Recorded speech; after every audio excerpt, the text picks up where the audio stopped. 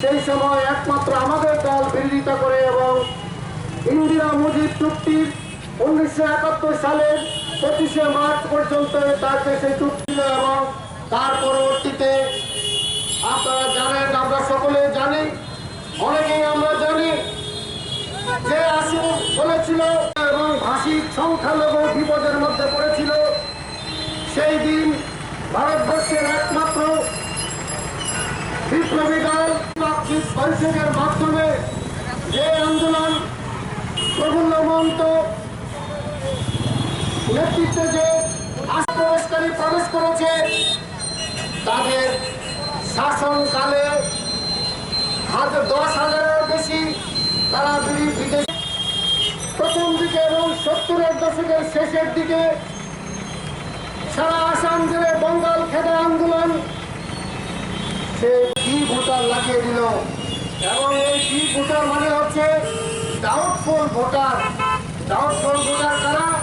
Doubtful voter হচ্ছে যাদের সংগ্রামের যিনি দেশের সরকার যাকে তাম্রপত্র দিয়েছে, সেই স্বাধীনতা সংগ্রামী পর্যন্ত ডি ভোটার।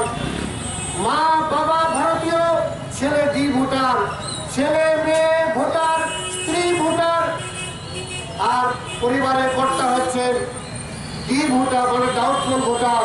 এইভাবে 3,70,000 ভোটারকে ডি বানিয়ে মানে ডাউটফুল ভোটার বানিয়ে দিল এবং সেই ডাউটফুল ভোটার বানিয়ে তাকে ট্রাইব্যুনালের মাধ্যমে তাকে শনাক্তকরণের জন্য তারা যেন তেন যাকে খুশি তাকে তারা নজির দেওয়া শুরু করলো।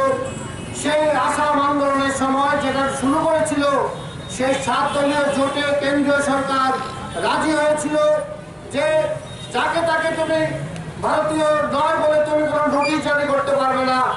যে নোটিশ জারি করবে, যে অভিযোগ করবে, তাকে প্রমাণ করতে হবে যে সে বাংলাদেশি বা বিদেশি। ফলে সেখানে IMDT অ্যাক্ট যে অ্যাক্ট একটা চালু করেছিল, সেই অ্যাক্ট শুধু আসামে নয়, সেই অ্যাক্টের মাধ্যমে উত্তর পূর্বাঞ্চলের সমস্ত রাজ্যগুলিতে এবং ভারতবর্ষের বিভিন্ন রাজ্যেও যাদেরকে যেখানে বিদেশি বলে তারা শনাক্তকরণের জন্য যারা হতো, তাদেরকে এই আইনের মাধ্যমে তাকে বিচার করতে হতো।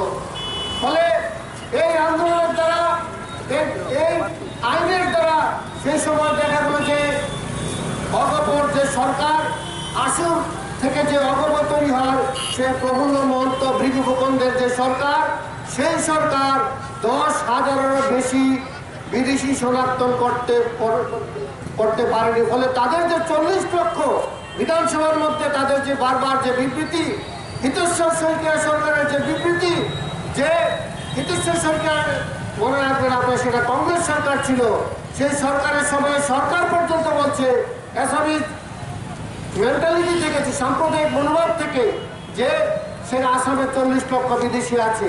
ফলে বিদেশি শনাক্তকরণ করতে তারা পারেনি। তারপর আসাম